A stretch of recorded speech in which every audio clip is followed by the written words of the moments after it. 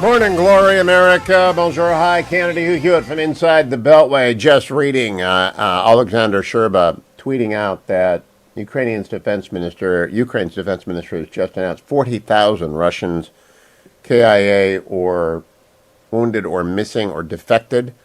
That's just kind of stunning. Other headlines about Ukraine. The United Kingdom is going to send 5,000 missiles to Ukraine.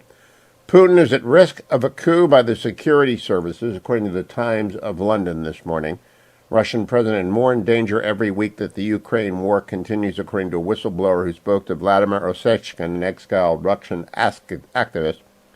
NATO says 15,000 killed, not the 40,000 total casualty number. It's a different source for this. NATO says up to 15,000 Russian soldiers have been killed. That would equal the 10 years of the Afghan war casualty list. Ukrainian orphans are arriving in the United Kingdom. President Zelensky has called for a worldwide rally. World leaders are gathering in Brussels this morning as Russia claims a small victory in the eastern Ukraine town of Izium. NATO has warned that chemical attacks could affect neighboring countries.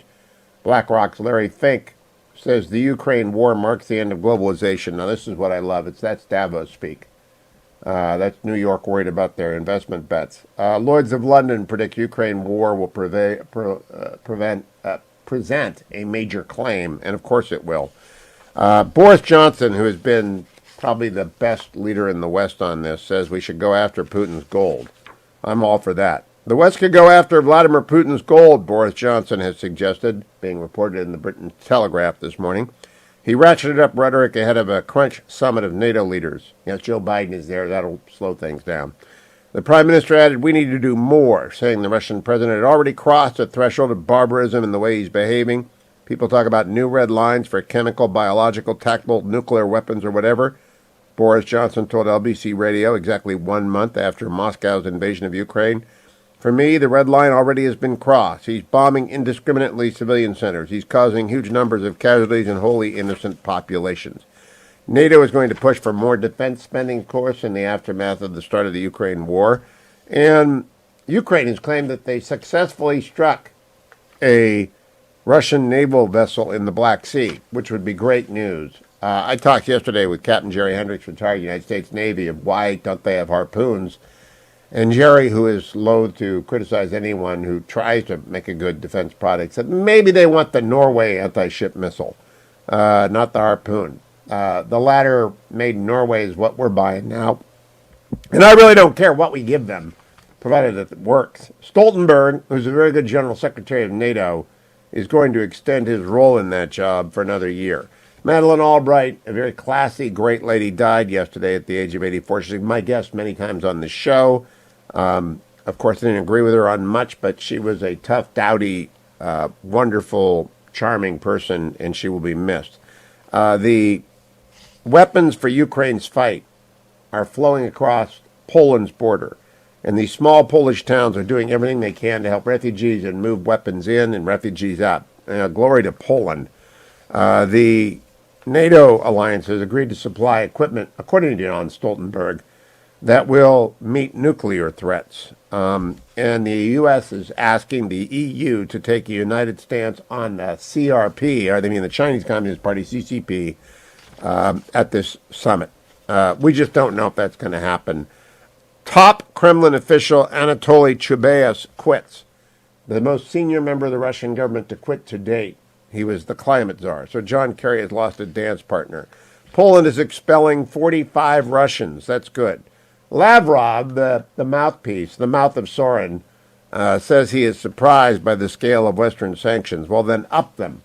The Moscow Stock Exchange, quote, reopened. I'm using air guitar quotes here because the reopening is very limited. A few stocks that have got residual value, and they're trading up a little bit. Russia looking for a propaganda win, but they're afraid to open the market because people are trying to get all their money out of Russia. They're never going to get it out. They're never going to get it out. Russia has switched gas invoicing to rubles so that European buyers can pay them because they can't. No one will give them hard cash, hard currency. Now, as to Judge Brown Jackson, I've been doing radio for so long. I have covered the confirmation hearings of every member of the Supreme Court currently sitting. plus one. We're now going back through. I was around on the air when Breyer came through. I was there when Justice Thomas came through. There were the two guys who've been there the longest. Justice Thomas is the senior justice. Hope you're feeling well, Justice Thomas, and you're up and listening. And so I watch these hearings closely. I teach con law at Chapman Law. I'm not teaching this semester, but I normally teach in the spring con law 1 and con law 2, and have done so for 25 years. So I watch this with great interest. I love the Dormant Commerce Clause stuff that Mike Lee keeps bringing up. I'm the only person in America. I must tell you, I thought a week ago she would get 65 votes. I thought she would present as an affable, accomplished, very qualified liberal in the mold of Justice Breyer. But Justice Brown Jackson is presented as a nice, affable, very qualified, very smart leftist. And therefore I could not vote for her. The sentencing conversations are amazing to me. Tom Cotton last night, cut number 18, as the hearing portion ran down to the last rounds of question. Tom Cotton, cut 18. This is the order you signed, Judge, on April 17th, 2019, in USA v. Hawkins. And it says that you concur with the recommendation of the probation office to return him to residential reentry facility for 180 days and to engage in various kinds of computer monitoring and computer monitoring and search. There's your signature over there, Judge. You really don't remember what? Senator, that is a very, very common thing that judges do. I've sentenced over 100 people, and supervised release, which is the kind of post-incarceration condition that judges ordinarily impose, is something that's done on a standard form, which is what that is. I understand you've done a lot, Judge, but none of them have been the centerpiece of your hearing for the last 2 days. Do you really expect this committee to believe that you don't remember what happened in this Hawkins case when it came back before you? Yes, Senator, I do expect you to believe that's my testimony. Well, I don't find it credible, Judge. It's been in the news. It's a defining moment. When a senator says, I don't find it credible, that's a way of saying, I don't think you're telling us the truth. And that is a cratering of credibility before the committee. It happened. Democrats said it happened with Brett Kavanaugh, but they were pretending. Republicans talking about, they're not going into her social life. They're not looking at her high school yearbook. They don't know if she had anything, beer, any college, that she goes to church too much. None of that stuff. They're just looking at her judge decisions. And she won't answer questions. At one point, she just wouldn't answer Josh Hawley. And I thought, wow, the floor has fallen out beneath her. You don't answer the senator. You get you got to answer questions for 2 days to get on the Supreme Court. That's it. 2 days. And she wouldn't even answer the questions. I am astonished. Don't go anywhere. Lots more ahead on this Thursday edition. Welcome back, America. It's Hugh Hewitt. The United Kingdom just announced sanctions on 65 new fronts in its effort to cripple the Russian economy. Go, Boris Johnson. If you've been watching the hearings all week, I thought I would bring in an expert on sentencing in the federal courts by talking to a former United States attorney. McGregor Scott has done it not once but twice in the Eastern District of California, both under George W. Bush and under Donald J. Trump. He served as the United States attorney for the Eastern District of California. McGregor Scott, who goes by Greg, joins me now from California in the middle of the night. Good morning, Greg. Thank you for getting up early. Hey, Mr. Hewitt, I'm an old infantry officer, so this is what we do, right? I'm just an old radio host, and I hate doing that when I'm on the West Coast. Greg, I know you watch these hearings. First of all, would you tell people what the Eastern District covers and how many sentencing hearings in a typical month, week? Give someone a sense of how often Judge Brown Jackson has to do this. Yeah, so the geography of the Eastern District runs from the Oregon border to the north Los Angeles County line, and then from the Coast Range over to Nevada. So it's 34 of California's 58 counties, 8+ million people. It's hard for me to give you a specific number in terms of the number of sentencings. Obviously, that's been heavily impacted by COVID over the last couple of years because criminal cases generally ground to a halt for a long time there. But it's dozens and dozens in a normal setting in a month. And I will tell you that in the George W. Bush administration, our district was at the forefront of the Department of Justice establishing what we called Project Safe Childhood, which was directed right at child pornographers on the internet, exploiting children. So this is an issue that I've been in and around for almost 20 years now at the federal level. Well, that's why I wanted to talk to you. There are two big questions I have in my mind. One is the sentencing of child porn offenders, and I want parents who are driving to school to be able to protect their kids from this conversation so they get a minute to turn it off. The other a big thing is victimless crime. There were no victims in this crime center at Cotton. I almost fell out of my chair when the guy has 2 bricks of heroin laced with fentanyl in his house with a minor in the house, and the judge said there were no identifiable victims. What did you think of that, Craig Scott? Well, we forget often that in so many different contexts there are victims. They're just not direct or express in a charge or in a sentence. But when you have a meth lab in a home with children, when you have major drug distribution going on with children, how many times over the years I've seen criminal cases involving drug manufacturing, drug distribution, and there are small children in the home, and so that's just a nonsensical statement to make that these are victimless crimes when there are small children in a setting. And when the judge said there's no identifiable victim, are there any acceptable proxies? As a United States attorney, can you bring in, or could a judge summon in someone who's an expert on opioid addiction and death, for example, in the heroin case? Or do you always just have to go on your gut that there are dead bodies out there, you just can't connect them with this particular heroin and fentanyl distributor? Well, it's fascinating you mention that, because especially in the context of the fentanyl crisis that we're facing right now, that so often we think that's the guy that sold it, that resulted in the death of that 17-year-old. But as you know, we are bound by the rules of evidence and a burden of proof. And so we can only really ethically pursue the charges that we believe we can prove beyond a reasonable doubt to a unanimous jury.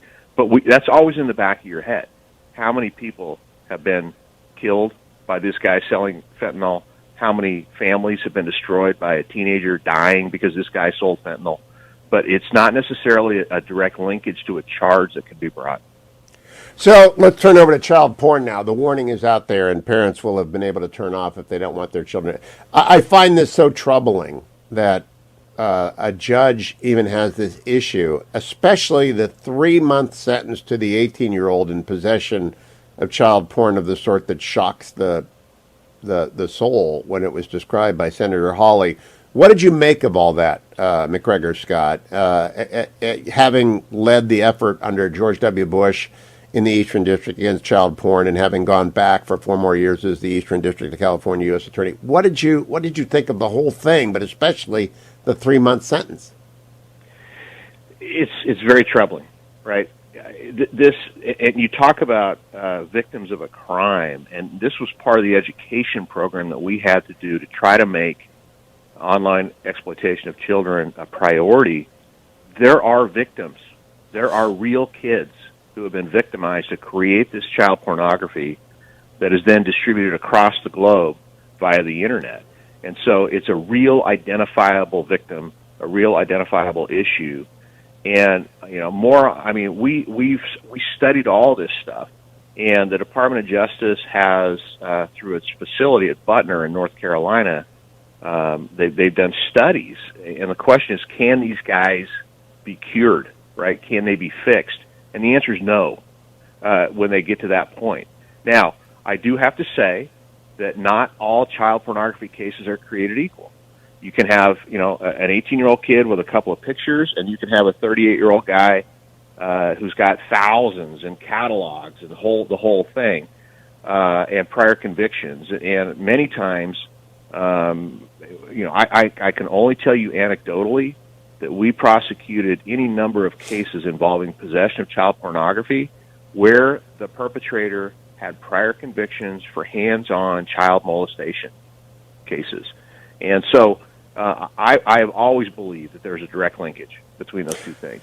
Well, what did you, the 18-year-old with videos of 8-year-olds being raped, and that is about as explicit I'm going to get. I could get more explicit, but I'm not going to.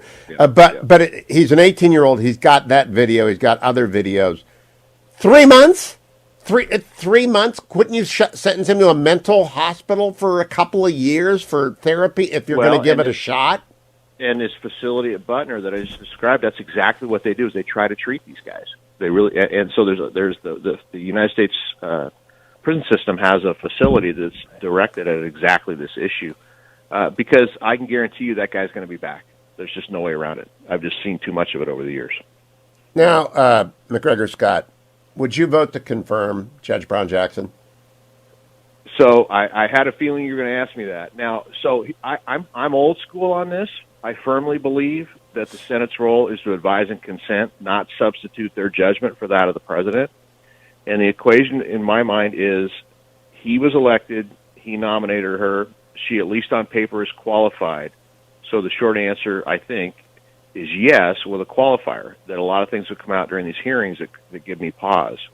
Greg, last week I gave the over-under at 65 because I looked at her resume. She's D.C. Circuit. I clerked on the D.C. Circuit, and that's the minor leagues for the Supreme Court. Second most powerful court in the United States. She's very smart, obviously, very accomplished, good mom, wife, community activist.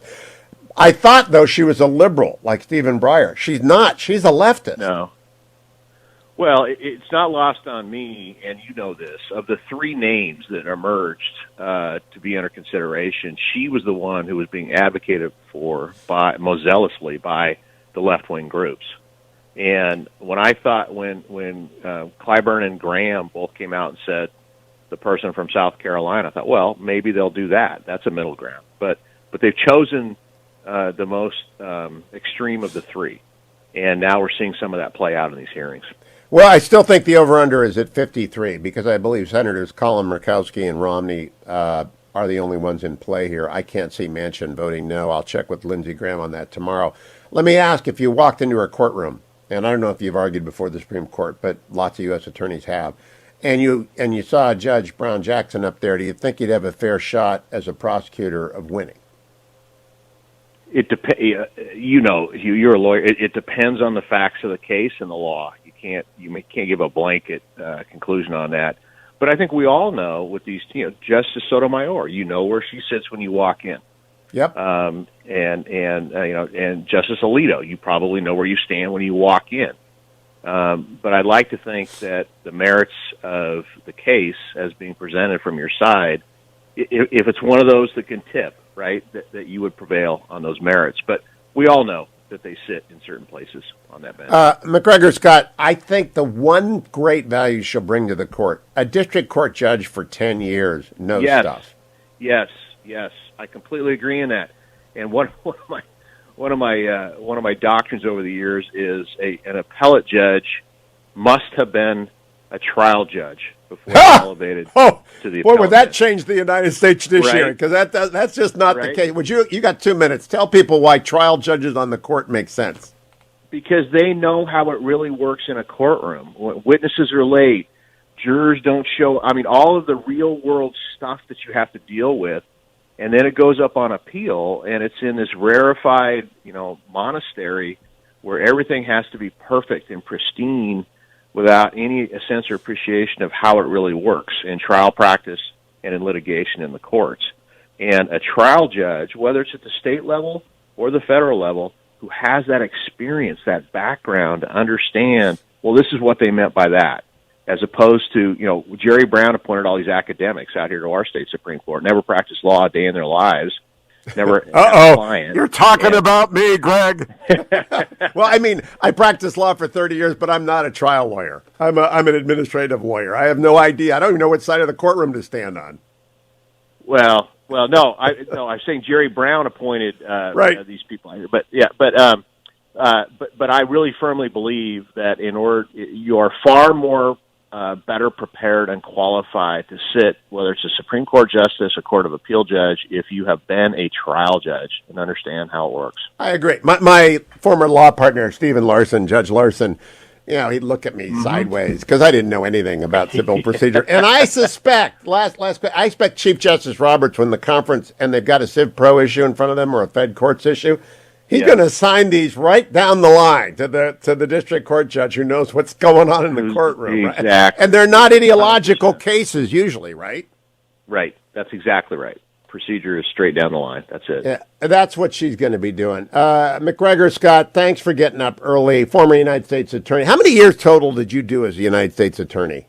I was a little over 9 all told. Wow, and you're terms. still standing. Yeah. My buddy Stephen Cox and Tim Garrison, who you may know from the U.S. Attorney's. Oh, I know them both well. They're good. Yeah, they were worn out after short spins, 3-year spins. Well, and I got to tell you, that second 3-year spin seemed like it lasted about 3 times as long as that first 6 under Bush for a lot of reasons. I'll just say that. Greg Scott, good to talk to you. Thank you. I will hope you will come back again, and I appreciate your getting up so early in California.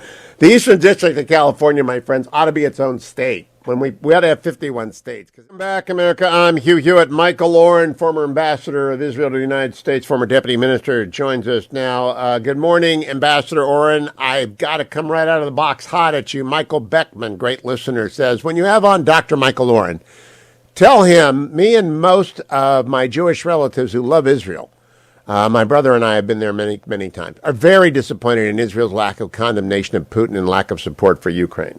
How do you respond to Michael Beckman and the many people?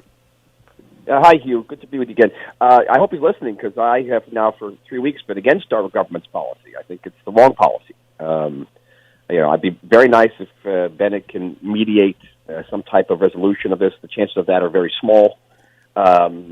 Leaders of bigger countries have tried and failed. But the question is, what's in it for Israel? What's in it for the Ukraine? The fact of the matter is that Israel, a democratic Jewish state, is not standing four square with another democracy, fighting for its freedom, often with Molotov cocktails against a heinous invader. It's that opposition is being led by a proud Jew. How do we do that? I don't get it. I understand the need to try to avoid friction with the Russian military in Syria, but you'd be surprised. Only about 4,300 Russian soldiers there, and frankly, they should be afraid of us. The Israeli army is more than twice as large as the British and French armies combined. I have sort of I gotta tell you, it's a Dirty Harry approach to the Russian forces in Syria. I think you get the reference. I do, and they will make Israel's day if they do anything stupid. Well, tell me a little bit about the political problem, because it's no longer a fig leaf to say you're trying to mediating. That is absurd. The only people that can mediate are the people in the Kremlin who can somehow put Putin under wraps or do a Khrushchev with them. Israel's not going to change his mind. There are considerations at work in the Kremlin far beyond Israel. Is it changing? I mean, you guys have been invaded so many times. You would think you'd be on the side of Ukraine immediately. Yeah, right now we're the leader of the only democratic country of the world to actually sit and shake hands with this man is our prime minister, and he's shaking hands with a war criminal. So really, it's kind of outrageous. It is changing, but not quick enough. Israel went from not participating in a Security Council condemnation against Russia to voting in favor of a General Assembly condemnation against Russia. Israel, of course, is sending aid of all sorts of type to the Ukrainian people, to the refugees, but we've yet to sign on any major sanctions against Russia. And that puts us in league with countries like China and India, many countries in Asia, but not with the West. And our relations with the rest of the United States are also a strategic interest, don't you think? Yes. What is going on with UAE and Saudi? I cannot. Has the Biden administration so estranged our most loyal Sunni allies that they've blown up the Abraham Accords without officially tearing them up? No, they haven't blown them up. What they're doing is they're afraid. They see that the Biden administration is by all means committed to restoring the JCPOA, the Iran nuclear deal of 2015. It's going to be a much worse deal. They see that the Biden administration is not only willing to portray its allies in the Middle East to sign this deal, but also to portray the Ukrainian people. Get this: they're going to exempt Russia from the sanctions that are placed on Putin because of Ukraine, so that Russia will be able to keep trading and buying with Iran if Russia agrees to sign the agreement. It's quite extraordinary. I want to close by asking. So the Saudis and the UAE and the Emiratis are scared. Well, they should be. I mean, Iran is now unleashed in essence. Let me close by talking about Madeleine Albright. I don't know if you had direct dealings with her in the diplomatic sense. Tell us what you think of her and her legacy. Well, I think she was sort of a middle road Democratic Secretary of State, a capable Secretary of State. I think America generally debased itself by running after Yasser Arafat. My image of Madeleine Albright was after the aftermath of the Taba talks in the year 2000 when they brought Yasser Arafat, I believe it was into the U.S. Embassy in Vienna. He walked out, and she went running after him in her bare feet, saying, "Close the gate, close the gate." Here was the Secretary of State of the world's greatest nation, running barefoot after this terrorist. I think she was a very cogent thinker. She has an interesting op-ed in the New York Times today, which I very much agree with. She's very personable. I think the Jewish people had a bit of a problem with her. She claimed to discover her Jewishness very, very late in life, which many of us found was not quite believable, but that her parents had fled the Nazis and had suffered under the Nazis in Czechoslovakia. I think for Israel, a mixed legacy. For me personally, I liked her and admired her. Dr. Michael Oren, very few people can cover the waterfront the way you do. I appreciate your joining me with the Israeli point of view, or one of the many Israeli points of view. By the way, is Bennett losing the country on the Ukraine thing? Is the polling against the government? It's the strangest thing. We had a terrible terrorist attacks 2 days ago. Yeah, I read it. I talked to people about it. Someone stabbed 4 Israelis to death. And this has woken up a lot of Israeli public opinion saying, why are you running around Europe trying to mediate when we have these problems at home of terror and Islamic extremism spreading throughout the southern part of the country? Michael Oren, more for next week. Naftali Bennett in a tight spot. Don't go anywhere, America. Hour number 2 of today's Hugh Hewitt Show. Oh, that music means Alex Gray is in the house. Alex Gray is a candidate for the United States Senate seat made open by the announcement of the intent to retire of James Inhofe. We're going to miss Jim Inhofe, but Alex Gray is going to be a great candidate and a great senator if he wins. Good morning, Alex. Welcome back to the Hugh Hewitt Show. Alex Gray for OK, and it's Gray. That's a horrible Twitter handle, but I guess it's kind of good because Alex Gray for OK actually sticks in people's head. Well, that's the hope. Thanks for having me back, Hugh. What is the website for the campaign, Alex Gray? It is alexgray, FOR, Senate.com.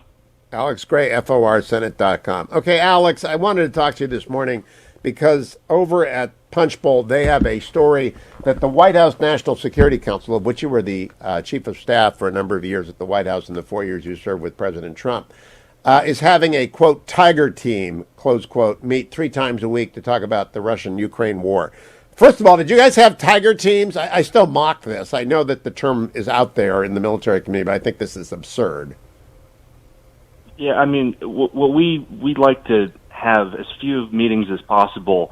You obviously know a lot about how we operate at Hugh. It was a pretty streamlined process where we went from having about 300 people when Ambassador O'Brien and I came in to about 120 when we left on the last day of the Trump presidency.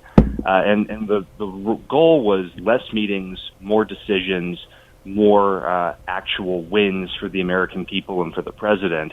And I think it's telling that when the National Security Council leadership was asked after the Afghanistan debacle to explain what had happened, the reaction was not, this was a policy failure, these were the problems we ran into. They justified what happened in Afghanistan by saying just how many meetings of the principals they had held, as if having meetings is somehow that translates into action, or that means something on its own. So we had a very different framework for what constituted success at the NSC. Can you comment generally on why we have not sent anti-ship missiles to Ukraine? Because they have hit the Arsk, a tank supply vehicle. It's burning in the port that the Russians seized earlier, and it seems to me that anti-ship missiles would have helped the Ukrainians a lot. Well, it would have made a big difference. A lot of these things would have made a big difference, and I think, Hugh, what we've seen is probably the worst failure of deterrence in the last least generation, if not 2 generations. The administration had multiple opportunities to provide real, tangible deterrent forces the way we did under President Trump, when we provided Javelin anti-tank missiles, when we did excess defense article transfers of some pretty sophisticated systems that kept the peace in Ukraine for 4 years. And people will say, despite what the media narrative was under President Trump, you can take a hard look at what happened for 4 years. And there's a reason why Vladimir Putin chose not to take aggressive action in Ukraine or in Eastern Europe from 2017 to 2021. And it's because we had a very sophisticated policy led by President Trump and implemented by his senior team to make sure that the Ukrainian military and the Ukrainian security apparatus had what it needed to keep Vladimir Putin in his box. And unfortunately, beginning with President Biden's assumption of office, we went in the opposite direction. And I think that anti-ship missiles is an example, but we've seen it across a number of areas, and it created a void that the Russians were able to fill. Now, Alex Gray, I am curious if you come to the same conclusion. It seems to me that Boris Johnson and Liz Truss and the frontline states of Poland and others are leading from the front, and that the United States are leading from behind again. I think Joe Biden is actually last to everything in the effort to get Russia to stop. Do you agree with my assessment? Well, I agree completely that he's leading from behind. I mean, if you look at, again, to go back to the failure of deterrence, and it's obviously continued after deterrence has failed, but by telling everyone what he will not do over and over again, the United States will not get involved. The United States will not implement a no-fly zone, which I don't agree that we should have a no-fly zone. But by always showing our hand to Putin over and over again, he's taken away any sense of what might be the United States' red line, and he's done something very similar to what President Obama did in Syria, and he's created a policy mix where the United States has no leverage, and where our allies are really left at Putin's mercy. I mean, one of the best, I think, counterpoint to how Biden has conducted this, Hugh, is how President Trump continually conducted foreign policy, whether it was in the Middle East, whether it was with North Korea, where our adversaries truly felt that President Trump was capable of escalating where necessary, and they acted accordingly. And he used that uncertainty to tremendous advantage. And remember, President Trump is the only American president since Ronald Reagan who did not start a serious military engagement. He was passionately committed to reducing American overseas commitments, but he did that through strength and through making it clear that the United States was willing to use force to uphold its interests. And because he was so clear about the willingness to use force, he never had to use it. I had former President Trump on the air a few months ago. He said he never would have left Afghanistan. He would have held on to the Bagram Air Base, and whenever he left, all of the weaponry would have been destroyed. I had Bill Barr on this week in his memoir. He said, I had my differences with the president, but he would not have ever left Afghanistan. China has sent a senior diplomat to Kabul today to deal with the Taliban. Are you surprised by that, Alex Gray? Would that have happened under Donald Trump? It never would have happened under Donald Trump. I mean, we've seen this now globally, where China's filling vacuums that Joe Biden has created. And I could not agree more with what the former Attorney General said, and certainly what President Trump said. President Trump understood that Afghanistan, and he had multiple opportunities throughout his presidency to withdraw to zero troops, and he chose not to because he listened to the best advice. He looked at the geopolitical situation, which included what was China doing and what would that vacuum have done vis-a-vis the U.S.-China competition, and he made strategic decisions based on the best information and on our national interests.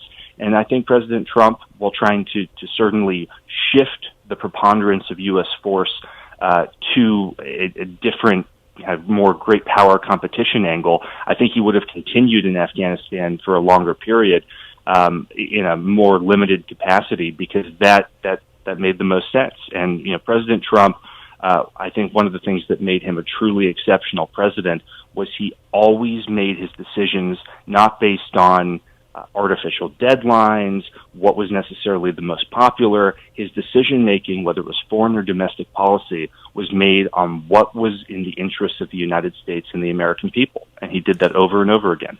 I'm talking with Alex Gray, candidate for Senate in Oklahoma, 4-year veteran of the Trump White House, concluding his service under President Trump as the chief of staff at the National Security Council.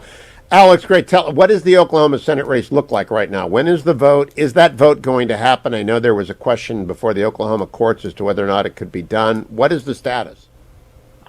Well, the primary election is scheduled for June 28th. We obviously there is a challenge before the state Supreme Court to this question of whether you can have a election for a vacancy that doesn't currently exist. Senator Inhofe has said he will vacate the seat in January of next year, and a suit has been brought about whether that is appropriate under state law. We're waiting to see how the court adjudicates that. But in the meantime, I'm gonna continue to go out and hit all 77 counties and make the case for why we need a real Trump America First conservative in the U.S. Senate. Now, how is the energy production ramping up in Oklahoma in response to the market? Is there anything left to drill in Oklahoma? There's a lot left to drill. There's a tremendous amount left. And, Oklahoma has a huge amount of capacity that we can continue to take advantage of and exploit and bring to market. And, unfortunately, the energy policies of this administration have been disastrous, not just for Oklahoma, but for the country. And I think nothing is more telling than the fact that the administration's, radical attack on our energy policy has had real foreign policy implications, too. It's not just hitting people in their wallets, which it certainly is. It's not just contributing to inflation, which it is, but it's reducing the ability of our government to operate around the world with flexibility and with freedom to promote the interests of the American people. When President Trump achieved energy independence in 2019, that allowed him to have so much more freedom for the American people on the world stage. It let us focus much more on the existential threat from China. It let us focus more on keeping Russia in its box in Eastern Europe. It let us slowly disentangle from these endless wars in the Middle East. And now, because of Joe Biden's radical war on our energy production, we are increasingly dependent on Middle Eastern oil again. And you look, Hugh, at the President of the United States, who is not getting his phone calls returned by the leaders of Saudi Arabia and the UAE, who is frantically calling to leaders in the Middle East, begging for help lowering world oil prices, when just 3 years ago we were energy independent. I mean, it's absolutely shameful.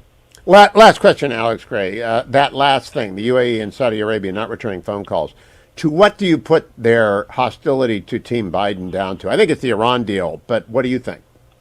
It's a combination, I think, Hugh, of the Iran deal and the administration's, the administration's foreign policy in the Middle East has been all over the map. They made a decision that they were going to take the Houthi rebels in Yemen off of the terrorist designation list, which was absolutely a shameful decision, and was followed very quickly by the Houthis launching attacks against civilians in the UAE and Saudi Arabia. I think the Saudis and the Emiratis are already showing how they feel about that by exploring increased relations with China. And these things don't happen in a vacuum, Hugh. I mean, one of the things President Trump understood, all these things were interconnected. And the Biden administration, unfortunately, hasn't played a game of global chess. They're playing checkers. Alex Gray, thank you for joining me. Alex Gray for OK. Alex, Gray, FOROK is his Twitter handle. What's the website for the campaign, Alex?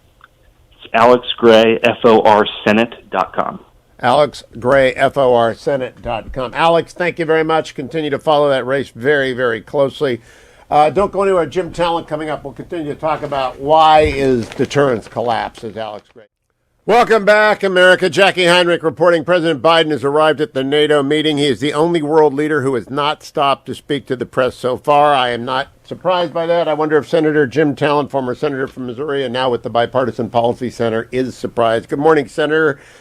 Joe Biden's quiet. I think that's probably good for the world. Yes, I tend to agree. I'm sure he'll have to eventually speak to the press, though. Tell me, what do you make of this morning? The Orsk is on fire in a Ukraine port seized by Russia because it got hit by non-anti-ship missiles. The bombardment the Ukrainians. Why haven't we sent them anti-ship missiles, Jim Talent? We should be sending them whatever systems will help them in this conflict without worrying about whether we call them defensive or offensive.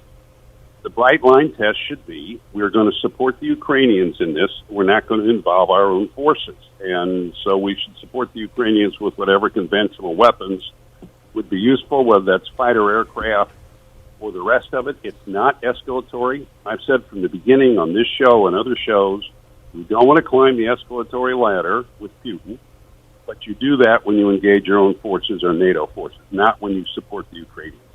And we may not have a choice if he does anything crazy, but let me ask you. I mean, we have to respond, but then he's climbing it, right? He's climbing it, right. Yeah. Now, Senator, I think the one good thing that has come out of this is that NATO has decided, well, the U.S. is out of the game for 3 years with Joe Biden. We'd better figure it out, and Boris Johnson is leading. What do you make of my assessment? I agree that the British response has been very, very strong. We have to wait to see with the Germans. And, they're preparing plans to ration natural gas. So the issue is whether their energy policy has put them in such a corner that they cannot do what they've said they now want to do, which is to reassert some kind of a leadership role in Germany. I wrote a column about 5 years ago about how the German army was training with broomsticks instead of rifles. I'll send it to you if you want.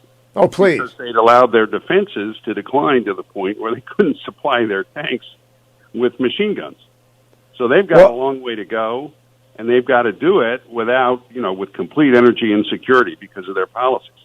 Our chancellor, the new Chancellor Scholz, who is from the left of Angela Merkel, I'm beginning to think, though, Angela Merkel wasn't really a center-right conservative like she held herself out to be. She's a pacifist almost in what they've done in Germany. Scholz is having none of this, but he still won't cut off Russian energy. He won't do that, Jim Talent.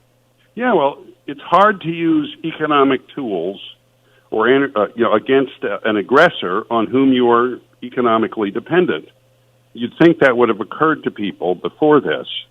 Energy production and energy security is absolutely vital for the Western democracies if they're going to defend themselves. And the best way to do that is to produce yourself, but also you can rely on sources that are not authoritarian, like the United States, or in our case, if we were to agree to the Keystone Pipeline, that would make sense also.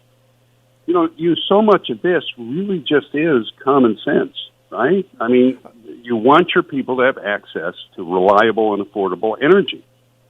Energy is freedom. I've said it a million. Energy is freedom. Alex Gray was just talking about this. Oklahoma Senate candidate. Oklahoma can produce more oil and gas. So can Texas. So can Canada. We need to step up and do that. Jim Talent, I got to ask you about Judge Brown Jackson and the hearing. I have never before seen a nominee refuse to answer a question by a senator as she refused to answer Josh Hawley yesterday. Have you? Well, I think the senators have done us a service here, because I think what they have shown is that Judge Jackson, I think she's sincere in this, okay, because she's been very consistent, believes that criminal defendants are basically the victims. In other words, that they're the victims of society rather than the other way around. And if that's what you believe, okay, you're going to cause a lot of pain and a lot of damage, first and foremost to innocent people, because you're going to get the kind of crime wave we have today. But also, and this is what's so ironic to you, the one chance these guilty defendants have to a better life is to admit their own responsibility for their own actions. If they don't do that, there is no way they can be rehabilitated. They have to want to be rehabilitated. And if you're a judge apologizing to them for their prosecution, all you're doing is feeding the perception that they are the victims, and they're never going to change. That's what's so ironic about this. If she wants to help these people, she needs to drive home the idea that they're at fault for their own actions. And then you can offer them hope and help, okay? But this attitude is exactly what's producing this crime wave today, and I think the Senate's done a good job of bringing that out. Well, Democrats are soft on crime. And by the way, Judge Jackson is going to be Justice Jackson. I can't see a Democrat voting against her. It might be 51-50. It might be 51-49 if they peel off one of the Republicans. But she's soft on crime. What do you think the final vote will be, Jim Talent? Well, if I was betting, what did Tom say yesterday? Tom Cotton. 49.5 over under. Yeah. Yeah, I mean, I'd like it to be 50-50. I would vote against her, largely because of her position on criminal justice and because she refuses to say what a woman is. By the way, if she had a hearing where somebody was testifying that a person was a woman, would she require the witness be qualified as an expert biologist? Great question. Too late, but that's why we liked it when Jim Talent was in the Senate. Great question, Jim Talent. Oh, I wish that had been asked. Don't go anywhere, America. Hour number 3. 1-800-520-1234. What do you think of Judge Brown Jackson? 1-800-520-1234 connects you to me, Hugh Hewitt, on the Hugh Hewitt Show.